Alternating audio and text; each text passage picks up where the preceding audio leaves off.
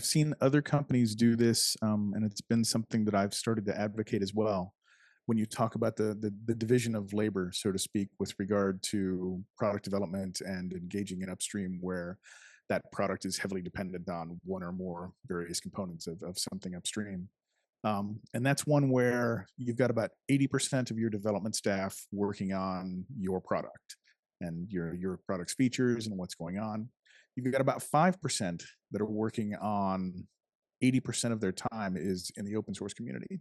And their job is really one of influence in the projects that you care about, influence in projects that are tangential, that that upstream project relies upon, and so forth. And so building that, both the technical competence and deep understanding of the direction of those various projects, and engaging in them, and then working with this middle group, with this 15%, whose job is to either be working on product when that's the priority, or working on pushing things upstream when that's the priority to get those products to work. And so the 5% are the mentors and the guides to how best to navigate the communities, and they switch communities when the technology focus of the company changes. OpenStack to Kubernetes, as an example, right? Most, I would argue most of the people in Kubernetes came from OpenStack, because that was the virtualization technology to begin with. And obviously, there's also a lot of people still do both, because there's still a lot of interaction between the two, as an example. But those people didn't become diminished because their influence in that community was lessened, or that community's influence in the product structure of the company was diminished. They moved and used their soft skill assets of empathy and technical competence and the trust they'd already built in one community to leverage it someplace else, right? So and as you said, 100% upstream, I don't see that working very long from a management standpoint. That's ultimately an issue. But 80%, where you can see that there's a clear efficiency gain in all the product teams because they have ways to get things done more quickly. So that model of five dedicated upstream, mostly 15 pivoting back and forth, 80% working on your product, as a model that, like I said, I've seen other organizations do that. I'm kind of tracking that. Does that ring true to you? And do you have any similar examples or anything like that? It does ring true to me. I would add to that also an engineer's career is not static. So how do you get Absolutely. to those people who have the open source skills to do 80% upstream work? And sometimes it means you have to actively say, okay, for 3 months, you go work 100% on open source, and you wrap your head around it. You get into it. And then after that, you can do 80%, you can do both. Sometimes, or if you have someone who's doing 80% internal, maybe for a period of time, it would be helpful to make them an 80% external for a while, and then maybe switch back again. So don't see it as you're on the 80% external track and never. Yeah. Exactly. And people's interests may change too. I've absolutely had experience with people who were just sort of assigned to work on a little open source, and then they got bit by the bug. Then they got really enthusiastic about it, and then they wanted to do more and more. So that happens. And I've also had people who did a little bit, and they're like, yeah, this just doesn't appeal to me. I don't mind putting in a patch occasionally, but I'm just not feeling the pull. And that's fine. Those should not be the people you put on 80%. I don't want to have to compromise with people. It's just tell me what I'm doing. It's a lot of work. I'll go write it. It's a hassle. Exactly. Yeah. Those are the true introverts who really don't want to do anything. It's that management empathy.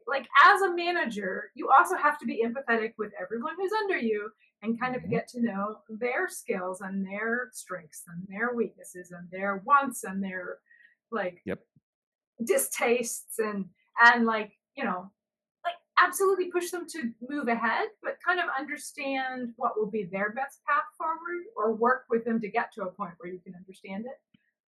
Because people are not fungible gears. They aren't just shove. Okay, it's magic. We have the new org chart. It all works.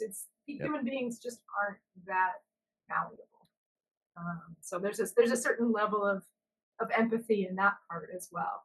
Kind of learning the nature of the instruments and the kinds of sounds that will produce beautifully and the kinds that just won't. Yep.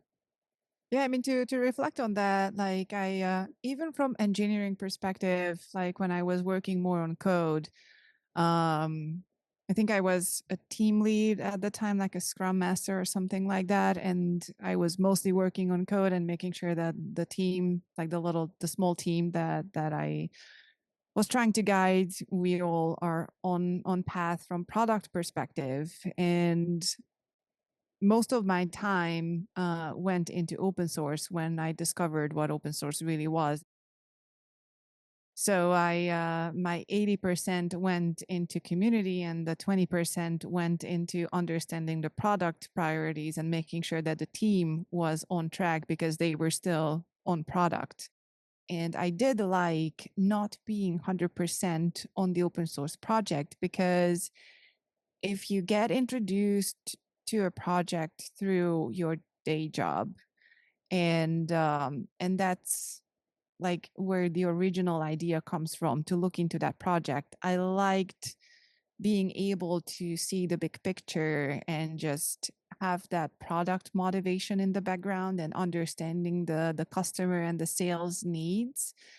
To me personally, it really helped like staying on track and have like one type of sort of motivation and guidance in terms of what to do in that project. Because again, the idea of looking into the project in the first place wasn't mine.